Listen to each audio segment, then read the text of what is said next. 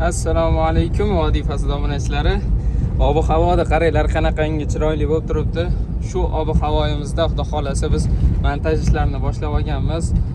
Odam qilgan ishini har o'tganda ko'rib qanchalar quvonadi-ya.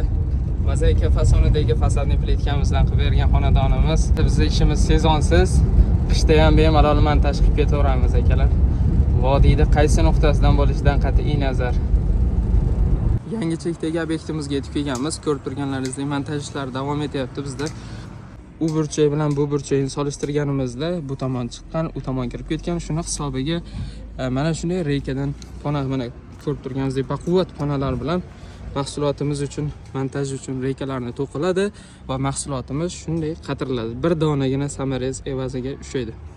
Havo aylanib turgan hisobiga mana shunday, mana ko'rib turganingizdek 5 sm, 6 sm havo aylanib turgan hisobiga reykasi chirishini oldini oladi.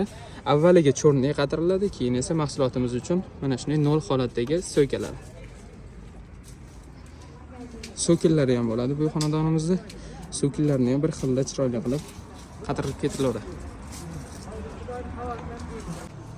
Bu reykadan montaj qilingandan keyin og'ir yukni ushlab turadimi degan savolimizga bitta osilib ko'rsatib beraylik.